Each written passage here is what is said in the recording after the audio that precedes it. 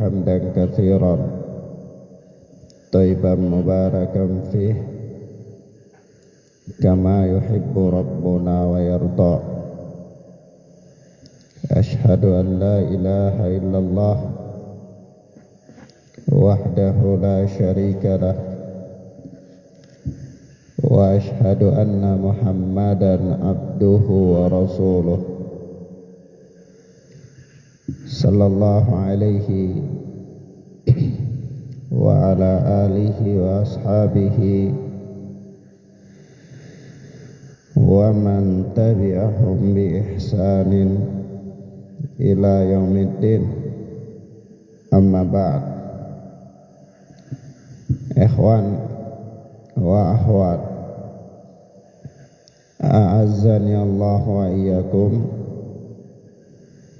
Kita lanjutkan pelajaran kita dengan kitab Riyadhus Shalihin oleh Al-Imam An-Nawawi rahimahullah. Kita sampai pada hadis yang ke-28. Berkata Imam Nawawi rahimahullah,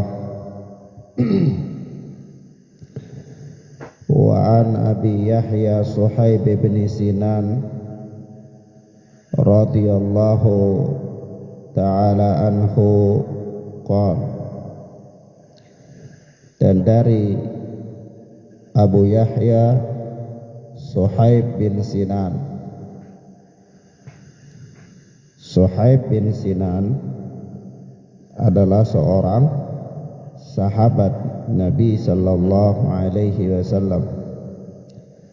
Nama kunyanya adalah Abu Yahya. Abu Yahya. Beliau radhiyallahu anhu berkata, qala Rasulullah sallallahu alaihi wasallam. Rasulullah sallallahu alaihi wasallam bersabda, ajaban li amril mu'min, sungguh menakjubkan urusan seorang mukmin. In amrahu kullahu lahu khairun. In amrahu kullahu lahu khairun. Yani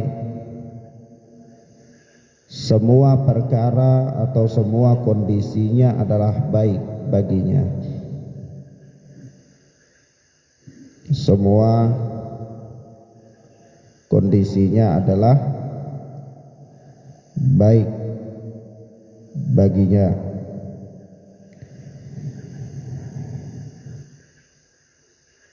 Wa laisa dzalika li ahadin illa lil mu'min. Dan hal ini tidaklah terjadi kecuali kepada seorang mukmin. In asabathu sarra'u syakara, yani apabila dia mendapati kesenangan maka dia bersyukur. Apabila dia mendapati kebahagiaan maka dia bersyukur. Fakana khairan lah, maka yang demikian itu baik baginya. Wa in asabathu darra'u sabara, dan apabila ditimpakan atau dia mendapatkan kemudaratan atau mendapatkan musibah, sabara, dia bersabar. Fakana khairan lah, maka yang demikian itu baik baginya. Kata Imam Nawawi, rawahu Muslim. Hadis ini diriwayatkan oleh Al-Imam Muslim rahimahullah di dalam sahihnya. Ikhwan, hadits ini diriwayatkan oleh Imam Muslim. Di dalam sahih beliau itu pada hadis yang bernomor 2999.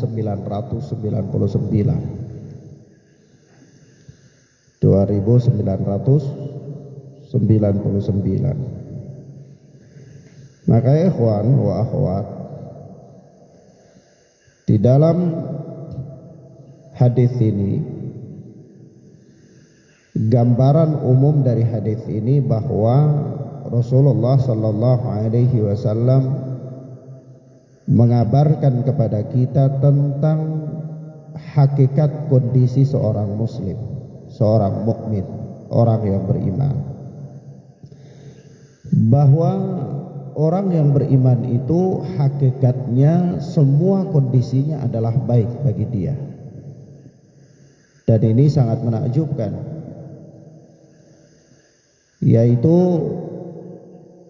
dalam pengertian, ya ketika dia mendapati kebahagiaan, mendapati kesenangan, mendapati kesuksesan, kemudahan dalam setiap aktivitas dan urusannya, maka dia bersyukur. Dia bersyukur. Dia tidak lupa kalau semua nikmat dan kebahagiaan itu semata-mata datang dari Allah, bukan karena kehebatan dia, bukan karena kecerdasannya, atau bukan karena kerja kerasnya, bukan. Tapi dia yakin dan dia sadar benar bahwa semua itu datang dari sisi Allah Subhanahu wa ta'ala, sehingga dia bersyukur atas nikmat-nikmat itu. Dengan demikian baik bagi dia, karena memang Allah Subhanahu wa ta'ala telah mengatakan dalam ayatnya yang mulia, la in syakartum la azidannakum. Kalau kalian itu bersyukur, niscaya aku akan tambahkan kepada kalian nikmatku. Maka ini baik, posisinya baik. Sebaliknya, kalaulah seseorang itu diberikan kebahagiaan, diberikan kenikmatan, diberikan kesenangan, lalu dia lupa, dan bahkan seolah-olah kenikmatan itu, kebahagiaan itu adalah datang dari dirinya sendiri karena kehebatannya, karena kekuatannya, karena ketekunannya, ya, maka akhirnya dia lupa kalau itu semua datang dari sisi Allah. Lalu dia tidak bersyukur, dia anggap biasa saja, justru melahirkan sifat sombong atas dirinya. Maka dengan demikian adalah malapetaka baginya. Karena Allah Subhanahu wa ta'ala mengatakan, la in kafartum inna adabi lasyadid. Kalau kalian itu kufur, ingkar, maka sungguh adabku itu amat pedih. Ya, naam. Ini kondisi seorang mukmin, dan hakikatnya seorang mukmin itu selalu kembali kepada Allah dalam semua urusan, semua perkara, semua kondisi, baik suka maupun duka, bahagia maupun tidak bahagia. Naam. Kondisi yang kedua adalah kondisi ketika Nabi sallallahu alaihi wasallam menggambarkan ketika seseorang mendapatkan kesusahan, dia mendapatkan bencana, dia mendapatkan musibah, ya, kenyataan hidup tidak seindah apa yang dia bayangkan, ya, dia tadinya mungkin telah pikirannya terstigma dengan keindahan kehidupan di dunia sinetron, Tapi begitu setelah dia hadir dalam dunia nyata, oh ternyata dunia ini tidak seindah yang dia bayangkan, tidak seindah yang ada dalam cerita Belbi. Akhirnya apa? Kadang-kadang orang kalau tidak sabar dia putus asa, kecewa, marah, ya, tidak terima, tidak ridho dan seterusnya. Dan ini bahaya bagi diri. Tapi kalau sebaliknya dia menghadapi itu semua dengan kesabaran, maka inilah hakikatnya kondisi seorang mukmin. Dan tentu ini adalah baik bagi dirinya. Dan perkara ini, seseorang yang menghadapi kebahagiaan dengan syukur dan menghadapi kesusahan dengan sabar, tidaklah akan dimiliki oleh seorang pun kecuali orang itu orang mukmin. Kecuali orang itu orang mukmin. yakni Rasulullah sallallahu alaihi wasallam memberikan alamat bahwa itulah tanda seorang mukmin. Tanda seorang mukmin. Maka ya ikhwan, dari hadis yang mulia ini ada beberapa pelajaran penting. Yang pertama, anjuran atau motivasi untuk bersyukur, pandai bersyukur. Seseorang itu harus pandai bersyukur. Sebab apa ya ikhwan? Nikmat itu kalaulah tidak seseorang pandai mensyukurinya, maka dia bisa berubah menjadi nikmah, bisa berubah menjadi adab, bisa berubah menjadi malapetaka. Nah, jadi syukur ini, aplikasi dari syukur ini ada beberapa catatannya. Catatan yang pertama, seseorang yang pandai bersyukur itu akan sadar kalau nikmat yang ada padanya itu berasal dari Allah. Nikmat yang ada padanya itu berasal dari Allah. Naam. Dia menyelisihi perbuatan orang yang ingkar, sebagaimana Qarun. Qarun itu punya harta kekayaan yang banyak diberikan oleh Allah, sampai kunci-kunci gudangnya Qarun itu dipikul sama unta dan kuda. Itu kunci gudang, kunci penyimpanan harta benda. Coba bayangkan, ya, satu kuda itu pikul kunci-kuncinya semua, dan bukan satu, 12 ekor, ya, lebih dari 10 ekor kuda unta itu pikul kunci-kunci gudang tempat penyimpanan harta kekayaannya Qarun. Tapi apa yang terjadi? Qarun lupa kalau ternyata kenikmatan itu semuanya berasal dari Allah. Dia lupa kalau ternyata kenikmatan itu adalah ujian. Harta benda, nikmat, kekayaan yang Allah berikan kepadanya itu ujian. Sampai-sampai dia katakan, innama utitu min ilmin. Sesungguhnya aku diberikan ini semua kekayaan, harta benda yang banyak ini karena kehebatanku, karena ilmuku, kepandaianku dalam berbisnis. Iya. Lalu apa yang terjadi? Justru Allah subhanahu wa ta'ala menenggelamkan Qarun dan harta bendanya itu ke dalam tanah. Akhirnya orang-orang sekarang katakan harta Qarun. Ya, kalau mau gale-gale tanah jangan sampai dapat harta Qarun. Ya, nah, maka ikhwana fiddin azani Allah wa iyyakum, sekali lagi catatan yang pertama bahwa orang yang pandai bersyukur kepada Allah akan melahirkan dalam dirinya kesadaran penuh bahwa semua nikmat yang ada padanya itu berasal dari Allah. Ya. Jadi dirinya itu tidak ada apa-apanya. dirinya tidak ada apa-apanya. Kalaulah Allah tidak berkehendak, maka tidak bisa terjadi apa yang dia miliki. Hatta dia kerja keras bagaimanapun, kalau tidak diridhoi oleh Allah, maka dia tidak bisa mendapatkan apa yang dia dapatkan. Ya, maka dari itu, masya Allah kana wa ma lam yasha' lam yakun. Apa-apa yang Allah kehendaki itu pasti terjadi, dan yang tidak Allah kehendaki tidak akan pernah bisa terjadi. Nah, yang kedua, catatan yang kedua dari syukur ini adalah syukur itu dapat diaplikasikan dengan ucapan lisan.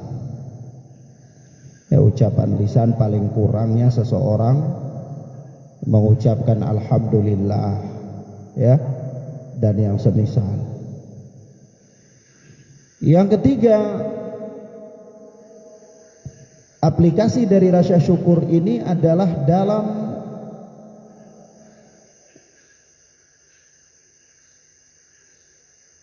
tindakan perbuatannya.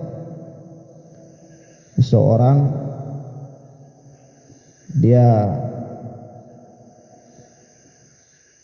menampakkan nikmat Allah itu dalam perbuatannya, yakni dia belanjakan hartanya itu di jalan yang diridhoi oleh Allah. Dia gunakan hartanya itu untuk hal-hal yang baik, bermanfaat. Ya,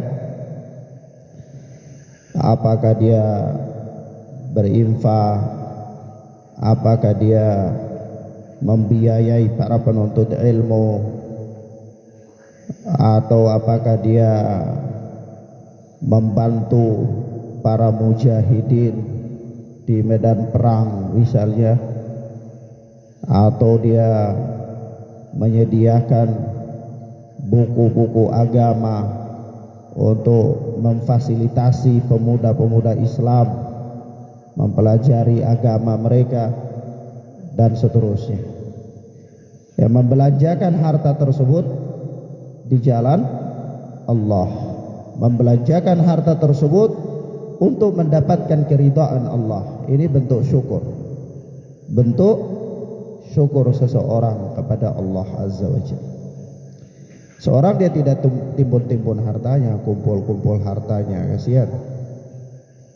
Maka orang yang bekerja keras mencari harta, kemudian dia menimbun-nimbun hartanya itu, maka sungguh dia telah tertipu dengan kehidupan dunia.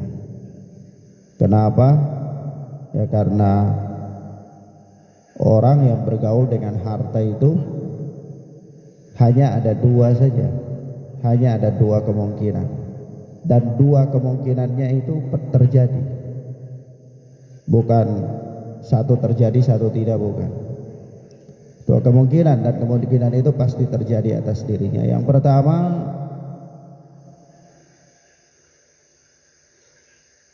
orang yang menimbun harta itu, yang pertama, harta itu bisa membinasakan dia. Membinasakan dia dalam artian, kalaulah dia tidak mengeluarkan zakatnya misalnya, maka harta ini akan berubah di hari kiamat menjadi ular syuja, dan ular itu akan apa? Mematok orang tersebut. Satu kali patok itu masuk ke dalam tanah 7 hasta.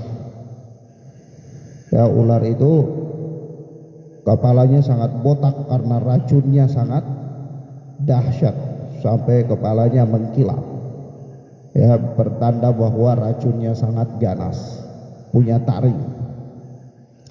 Ular itu akan mengejar orang yang menumpuk hartanya di dunia dan tidak mengeluarkan hak-hak orang lain itu, sampai orang itu lari, dan ular itu mengatakan, saya adalah hartamu yang kau tumpuk-tumpukan di dunia itu.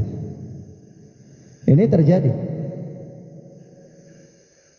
Yang kedua, dia akan meninggalkan harta tersebut, sudah pasti.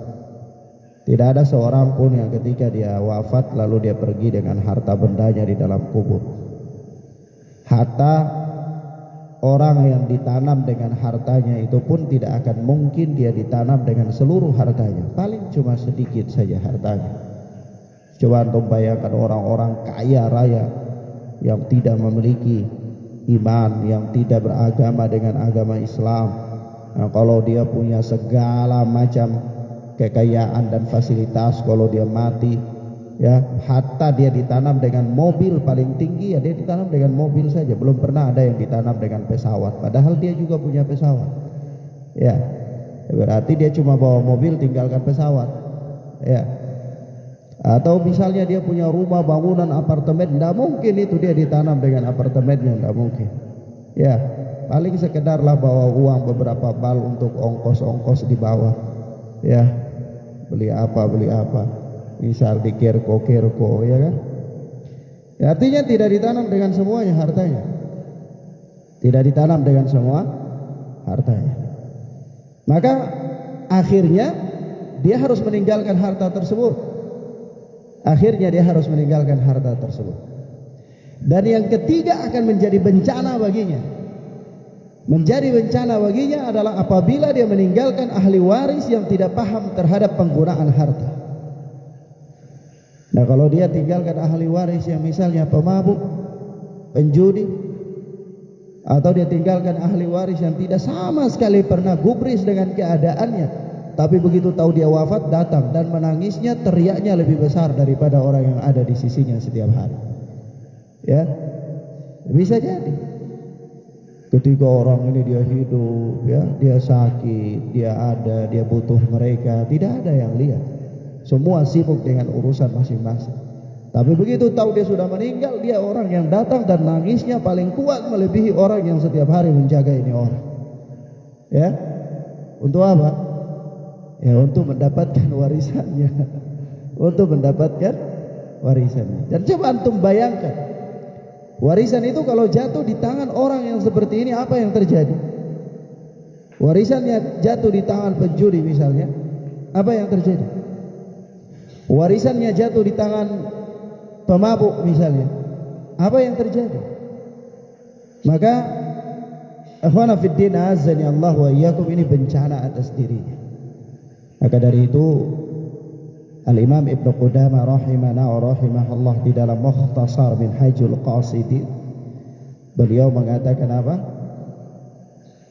Sungguh celaka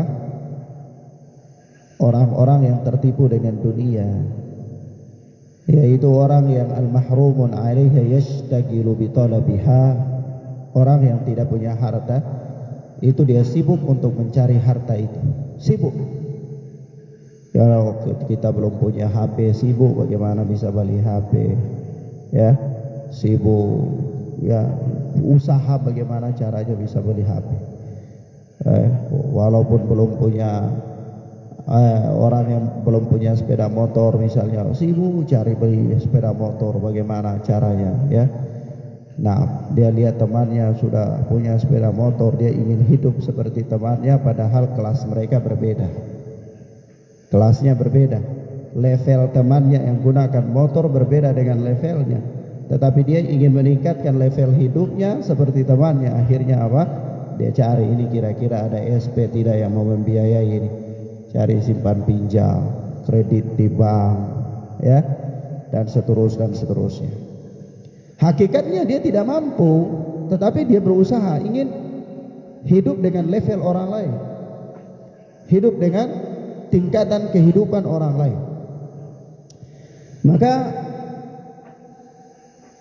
kata Imam Ibn Qudamah, ini manusia, orang yang tertipu dengan kehidupan dunia itu ini, yaitu al-mahrumu 'alaiha yashtagilu bi talabiha. Orang yang tidak punya dunia itu dia sibuk untuk mencari, sibuk cari. Jadi waktunya itu habis seluruhnya. Sampai-sampai kalau kadang-kadang kita dapati dia, ya bagaimana? Ini sudah sholat, aduh anak sibuk. Subhanallah, kesibukannya begitu luar biasa, ya. Sampai-sampai apa? Dia melalaikan ibadah. Dia sibuk dalam pekerjaannya, sibuk karena ini ada jam kantor, sibuk karena ini ada jam kerja di perusahaan dan seterusnya. Nanti dia dimarahi oleh bos dan seterusnya. Tapi dia tidak pernah terfikirkan bagaimana kalau Allah marah terhadapnya. Dia hidup di bumi Allah, Dia hidup di bawah langit Allah. Dia hirup udara yang Allah berikan kepadanya, tidak bayar. Tidak bayar. Dia hidup dengan mata yang Allah berikan kepadanya, setiap saat dia bisa melihat. Dia tidak bayar pajak ini. Pajak mata ini tidak ada. Allah tidak minta dari dia itu. Ya. Kemudian dia hidup dengan nikmat rasa. Dia bisa rasa makanan itu enak, tidak enak. Kenikmatan yang luar biasa. Ya. Nah. Dan apa? Tapi dia tidak pernah berpikir bahwa ini saya sedang hidup di bumi Allah, saya hidup di bawah langitnya Allah, saya hidup dengan menghirup udara yang Allah berikan, saya hidup dengan nikmat mata yang Allah berikan. Bagaimana kalau sekiranya panggilan Allah ini saya lalaikan dan Allah marah terhadap saya? Misalnya Allah katakan, kau tidak pantas hidup di dunia ini, misalnya. Kalau misalnya seorang direktur perusahaan dia katakan, oh kau ini sering telat ya, kau tidak pantas bekerja di sini, kinerjamu tidak bagus, kau keluar, silakan keluar dari perusahaan ini. Coba antum bayangkan kalau Allah katakan kehidupanmu ini tidak bagus, ya, kehidupanmu ini tidak bagus dan kau ini tidak layak untuk hidup di bawah kolong langit ini. Sekarang cari kolong langit yang lain. Kemana antum kira-kira? Ya, kemana? Maka ikhwana fiddin azani Allah wa iyyakum. Nah, ini kemudian apa kata Imam Ibnu Qudamah? Wal qadir 'alaiha, dan orang yang sudah punya dunia itu yastagilu bitamattu'i bihifdhiha wa tamattu'i biha. Yaitu orang yang sudah punya dunia itu dia punya kesibukan lain. Jadi memang manusia ini benar-benar disibukkan oleh Allah. Ya, kalau dia tidak bisa memanfaatkan waktunya itu untuk beribadah kepada Allah, dia tenggelam dalam kesibukannya, maka memang Allah membuat dia sibuk begitu sepanjang hari dan sepanjang waktu. Dia berpindah dari satu kesibukan ke kesibukan yang lain. Dia selalu berpindah dari satu kesibukan ke kesibukan yang lain. Tidak pernah kesibukannya habis. Coba antum lihat, tanya orang yang sudah hidup 60 tahun, 50 tahun, antum tanyakan ke dia. Pekerja keras katakanlah, antum tanya, sejak kapan bapak ini sibuk seperti ini? Kira-kira jawabannya apa? Pasti dia jawab dari dulu. Kira-kira pernah tidak dalam kehidupan bapak ini tidak sibuk? Oh, tidak pernah ada. Sampai kadang mandi juga sudah jam 7, jam 8 di waktu orang yang sudah istirahat, sholat, dia masih tetap bekerja. Kesibukannya begitu, berpindah dari suatu kesibukan ke kesibukan yang lain. Maka Imam Ibnu Qudamah mengatakan yang kedua, orang yang punya dunia ini dia akan disibukkan dengan perkara yang lain, yaitu kata beliau, dia sibuk untuk jaga dan sibuk untuk bersenang-senang dengannya. Coba antum belum punya sepeda motor, antum menghayal bagaimana bisa punya sepeda motor, usaha kredit, pinjam atau lain-lain antum sampai punya. Begitu sudah punya, kira-kira selesai kesibukan antum? Kira-kira selesai deh? Tidak selesai.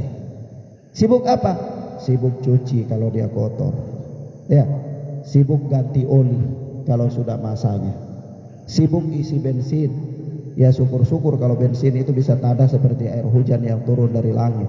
Tapi kalau ternyata air hujan bensin itu beli lagi, maka antum sibuk cari uang untuk beli bensin. Ya. Jadi sibuk, antum sibuk rawat itu motor. Setelah sibuk rawat dia, apakah sampai di situ? Tidak. Sibuk yang kedua, yaitu apa? Menikmati gagahnya naik motor itu. Ya. Untuk wah, assalamualaikum, waalaikumsalam. Wah. Walaupun tidak ada kerja, sore suatu lari ke sana, lari ke sini. Oh, masya Allah, si fulan ini sibuk luar biasa. Ya. Ada sibuk sedikit. Oh ya, tidak apa-apa. Sibuk kemana? Nah, coba pi jalan-jalan di pelabuhan. Lihat-lihat apa? Lihat-lihat air masih. Masya Allah. Ya. Itulah kehidupan dunia, kata Imam Ibnu Qudamah.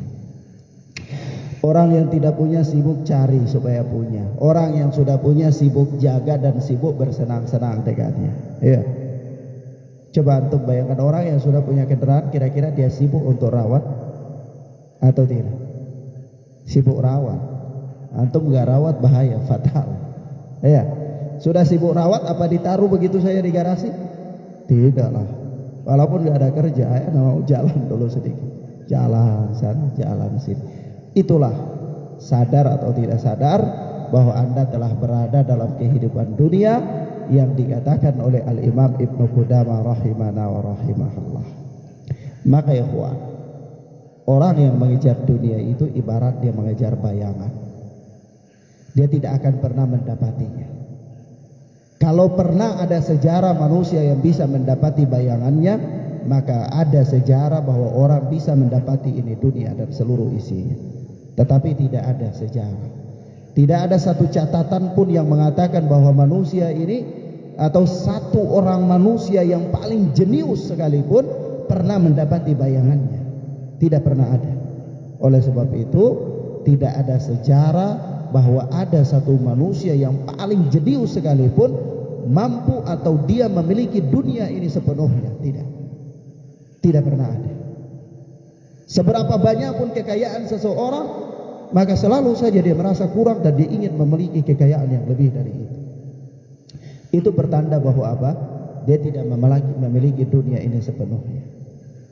Karena kalau seseorang dia telah memiliki sesuatu secara sempurna dan sepenuhnya, maka sudah cukup bagi dia dan dia tidak membutuhkan yang lain lagi. Ya, coba orang makan sampai kenyang, tidak bisa lagi makan, maka dia akan berhenti.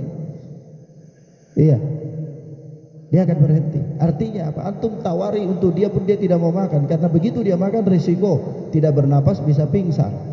Iya. Maka apa? Dunia tidak ada yang demikian.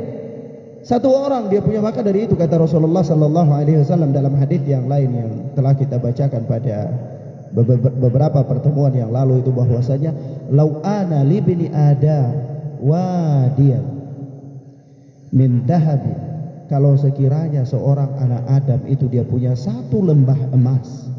Antum bayangkan satu lembah emas. Ya, bukan satu titik emas, itu bukan satu kolam emas, bukan. Satu lembah isinya emas semua. Satu lembah emas. Ya, kalau di Gunung Botak itu kan cuma beberapa titik ya, walaupun di gunung tapi cuma beberapa titik. Itu pun manusia sudah berebutan, segala macam manusia sudah datang ke sana. Tapi kata Rasulullah, lau anna libni adama wadiyan min dahabin ahabba ayyakuna lahu wadiyan. Kalaulah sekiranya seorang anak Adam punya satu lembah emas, maka dia pasti ingin untuk memiliki dua lembah emas. Artinya apa? Adakah kepuasan pada diri manusia terhadap kehidupan dunia? Tidak ada. Tidak ada. Coba antum bayangkan kekayaan macam apa lagi kalau antum sudah punya satu lembah emas. Ya, 1 kilo emas saja orang sudah merasa kaya raya sudah. 1 kilo, 2 kilo misalnya. Iya, 1 kilo itu berapa gram? 1000 ya. Nah, coba antum bayangkan 1000 gram. 1 gram 500.000. Coba kali dapat berapa itu? Hah? 500.000. Iya, 500.000 juta. Ya, coba antum, berarti uang sudah berapa banyak itu? Itu baru 1 kilo. Tapi ini antum punya satu lembah emas.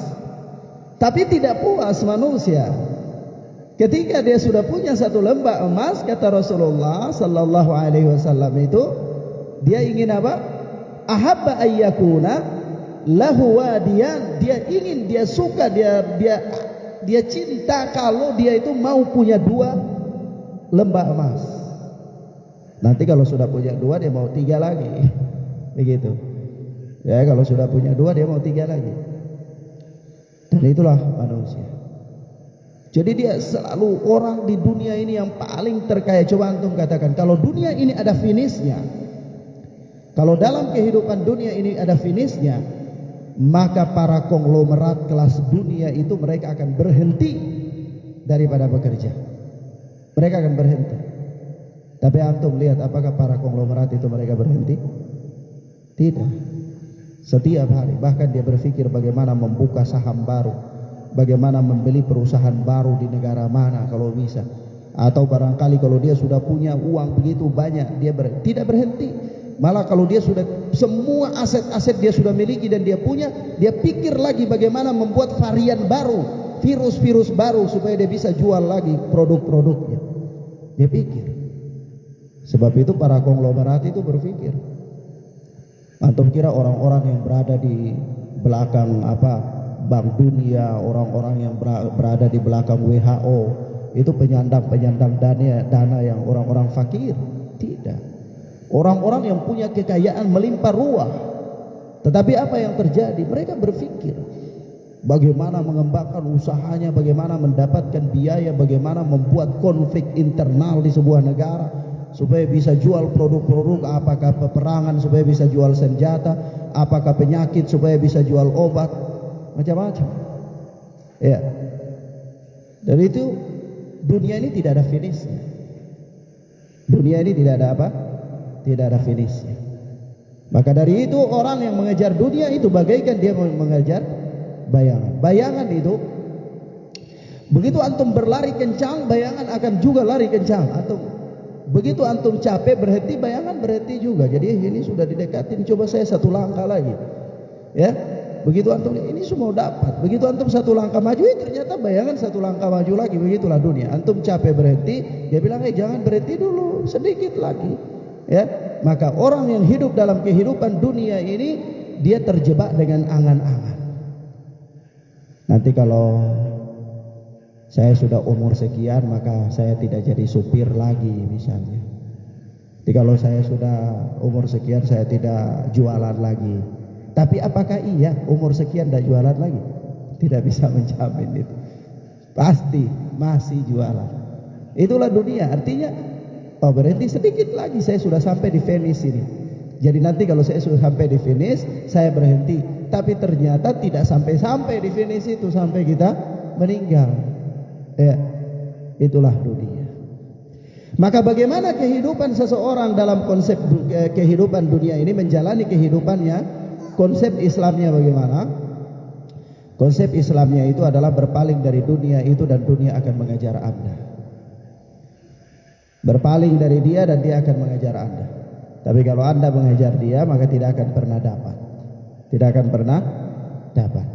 Bagaimana berpaling dari dunia? Kata Rasulullah, man kanati hammuhu, man kanatil akhiratu hammuh. Barang siapa yang akhiratnya adalah ambisi dia, cita-cita tertingginya, niscaya apa? Ja'alallahu ghinahu fi qalbih. Allah akan jadikan dia kaya. Ya. Dan apa kata Allah? Wa jama'a syamlah. Allah akan bereskan urusannya yang tercerai-berai itu. Wa ya'tihi minad dunya wa hiya raghimah. Dan dunia itu datang kepadanya dalam keadaan terpaksa. Dunia dipaksa datang kepadanya. Nah, dunia datang kepadanya apabila dia apa? Akhirat itu adalah ambisinya. Tapi kalau ambisinya dunia, maka dia tidak akan pernah mendapatkan dunia itu. Kata Rasulullah, man kanatid dunya hammuh, barang siapa yang dunia itu adalah ambisinya, maka apa? Ja'alallahu fakhra baina ainai, faqra baina ainai. Allah akan buatkan dia itu terbayang-bayang takut kemiskinan, takut miskin. Ya, orang yang kejar dunia itu dia akan takut miskin. Dan apa? Wa farraqa baina syamlah, urusannya itu terpecah belah, tidak ada yang beres. Dari satu masalah berpindah ke masalah yang lain. Dan apa? Walam yatihi minad dunya illa ma qaddaralah. Dunia tidak datang kepadanya melainkan sekedar menjadi takdirnya saja. Jadi tidak ada tambahan, tidak ada tambahan bonus. Jadi kalau dia sudah ditakdirkan satu hari dapat 5.000, itu saja, tidak pernah ada bonus. Tetapi kalau orang yang akhiratnya menjadi ambisinya, maka dia akan mendapatkan dunia yang merupakan takdir miliknya, dan dia akan mendapatkan bonus yang Allah paksakan dunia itu untuk datang kepadanya. Jadi ikhwan fiddin azza Allah wa iyyakum, berikutnya, catatan berikutnya daripada rasa syukur kepada Allah ini adalah dengan menampakkan nikmat Allah itu pada kehidupannya. Kalau tadi dia membelanjakan hartanya pada hal-hal yang diridhai oleh Allah, maka yang berikut adalah menampakkan kenikmatan itu pada kehidupannya. Apakah kalau dia dapat rizki, ya dia nampakkan. Jangan kita itu kadang-kadang ada orang, ya, ada orang itu ikhwan dalam dunia ini dia irit sekali, pelit sekali, hatta kepada dirinya sendiri dia pelit sekali. Kadang-kadang dia hidup itu punya uang, tapi kadang-kadang macam dia mau minum susu saja dia sayang. Ini susu harganya 7.000, kasihan nanti bagaimana mahal. Minum air putih saja, begitu. Ya, untuk dirinya sendiri dia pelit. Dia pelit. Ada orang punya uang, tapi kalau mau beli baju itu tunggu ada diskon atau PDRB, ya, cari di RB ada baju-baju yang sudah ini baru dia beli. Kasihan. Kalau Anda yang punya uang saja harus beli baju di RB, lalu orang yang tidak punya uang mau beli di mana? Ya. Biarlah Anda yang punya uang, belilah baju yang mahal. Belilah baju yang mahal. Asal sampai tidak merugikan Anda, sesuai dengan kebutuhan Anda. Bukan beli untuk berfoya-foya, mubadir, untuk tidak digunakan. Beli kalau untuk dipakai, apalagi untuk taat kepada Allah, untuk masuk masjid, pakai yang mahal. Beli yang antum mampu. Biarlah yang harganya di bawah atau pasar-pasar RB. Barangkali orang-orang yang tidak punya uang saja mereka datang ke sana, berikan mereka kesempatan. Kalau Anda yang punya uang sudah beli itu lagi, lah mereka mau beli yang mana? Orang yang tidak punya uang mau beli yang mana? Maka ikhwana fiddin azani Allah wa iyyakum, kadang-kadang orang ini ada uang tapi pakai celana pendek 3 hari baru ganti 1 kali. Celana pubruk. Tahu celana pubruk? Ya, antum ini belum tahu. Zaman antum ini sudah tidak ada celana pubruk. Ada pakai baju kos cap kodok, ya. Besok baju kos itu, besok baju kos yang 15.000 harganya.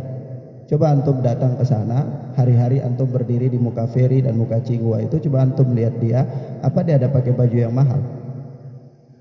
Ya paling dia pakai baju kos yang harganya 20.000 setiap hari. Padahal dia tidak punya uang, punya. Tapi itulah manusia. Itulah manusia. Maka ikhwan fillah azani Allah wa iyyakum, sebab itu suatu ketika disiapkan kafan yang bagus kepada Abu Bakar As-Siddiq. Apa kata Abu Bakar As-Siddiq radhiyallahu taala? Baju, ya. Karena orang yang kafan jenazah itu dikafankan boleh dia tanpa menggunakan baju, boleh dia pakai baju, tidak apa-apa, pakai jubah panjang begitu baru dikafan juga tidak apa-apa. Kalau tidak pakai jubah panjang juga langsung dikafan tidak masalah.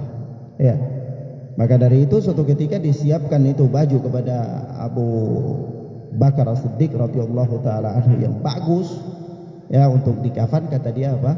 Orang yang hidup yang lebih layak untuk menggunakan yang bagus. Ya. Karena orang yang nanti mati ini sebentar kan ini dimakan sama tanah juga. Ya. Baju ini. Maka ikhwana fiddin azani Allah wa iyyakum. Dari itu Rasulullah sallallahu alaihi wasallam mengatakan, dalam hadis yang diriwayatkan oleh Imam Tirmidzi rahimahullah, innallaha yuhibbu ayyura atharu ni'matihi ala abdihi. Sesungguhnya Allah itu senang, suka melihat bekas-bekas nikmatnya pada hambanya. Ya. Jadi kalau kita ada rizki, pakai yang bagus, itu bentuk dari menampakkan nikmat Allah. Beli baju yang bagus, ya, beli apalagi baju untuk ibadah, baju untuk ibadah, untuk sholat, ya, dan seterusnya. Nah, kemudian apa yang berikutnya? Faedah yang berikut dari hadis yang mulia ini adalah anjuran untuk bersabar. Anjuran untuk apa? Bersabar.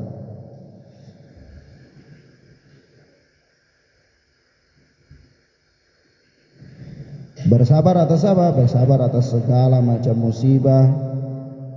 Bersabar atas takdir Allah yang tidak disukai oleh seseorang.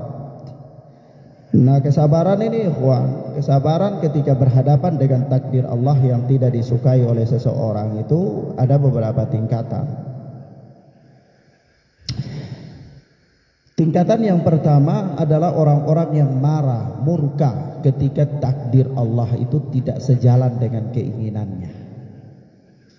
Iya, ada orang dia punya keinginan suatu hal, menginginkan suatu hal, ternyata takdir Allah tidak sesuai, marah, murka, kecewa. Ya bahkan ada sampai bunuh diri. Ada sampai apa? Bunuh diri. Iya. Nah, dan ini tentu tingkatan yang paling terburuk. Tingkatan yang paling terburuk. Yang kedua, orang yang ridho. Orang yang ridho.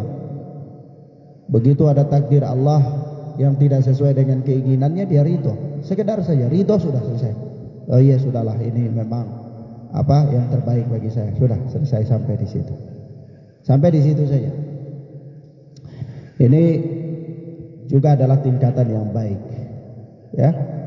Tingkatan yang baik. Yang ketiga, orang yang sabar. Yani ketika takdir Allah itu tidak sesuai dengan keinginannya, maka yang terjadi pada dirinya adalah sabar. Yaitu tentu terhimpun pada dirinya ridho dan sabar. Jadi begitu ada takdir Allah yang tidak sejalan dengan keinginannya, ya sudah, dia ridho bahwa inilah takdir yang terbaik, pasti ada hikmahnya, lalu dia bersabar dalam menjalaninya. Maka ini tingkatan yang paling terbaik. Dan inilah tingkatan seorang mukmin. Tingkatan yang kata Rasulullah sallallahu alaihi wasallam menakjubkan bagi seorang mukmin. Yaitu apa? In asabathu darra sabara. Apabila ditimpakan kepadanya suatu kesulitan, suatu kesusahan, maka dia bersabar. Dia bersabar. Naam. Baik. Demikian akhwana fiddin azani Allah wa iyyakum. Sebaliknya hadis ini memberikan pelajaran yang berikut adalah bahwa tercelanya sikap keluh kesah, kufur nikmat, dan tergesa-gesa, yakni tidak sabar. Ya, orang yang berkeluh kesah itu sifat yang tercela. Orang yang tergesa-gesa, tidak sabar, itu juga sikap ya, sifat yang tercela. Orang yang kufur terhadap nikmat, itu juga adalah sifat yang tercela. Nah, sifat yang terpuji adalah yang disebutkan oleh Rasulullah, ajaban li amril mu'min.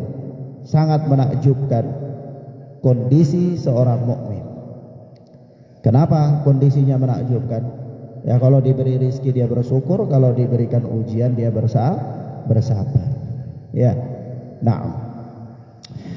Kenapa ya ikhwan? Telah berlalu kita katakan bahwa kehidupan, rotasi kehidupan manusia ini berada di antara syukur dan sabar. Yaitu apa? Karena kebahagiaan atau tidak bahagia, itu saja. Tidak ada yang lain. Ya. Orang dalam hidup ini, kalau dia tidak terjatuh ke dalam kebahagiaan, ya paling dia jatuh dalam ketidakbahagiaan. Kalau dia tidak dalam kebahagiaan, ya pasti dia bahagia. Tidak ada yang tengah-tengah, sedikit bahagia, sedikit tidak bahagia. Iya. Nah, wallahu a'lam bissawab. Demikian akhwana fiddin azza Allah wa iyyakum. Malam ini kita bisa sampaikan satu hadis saja, karena ada rasa apa? Perkara suara ini dia kurang bagus. Hadanallahu wa iyyakum wa barakallahu fikum. Ya, mudah-mudahan bermanfaat bagi kita insyaallah taala. Kita lanjutkan pada pertemuan berikutnya. Allahumma yassir lana wa la tu'assir alaina. Allahumma barik lana fima a'tait. Allahumma barik lana fima a'tait. Wa sallallahu ala nabiyyina Muhammad wa ala alihi wa sahbihi wa sallam. Subhanakallahumma bihamdika asyhadu an la ilaha illa anta astaghfiruka wa atubu ilaik. Assalamualaikum warahmatullahi wabarakatuh.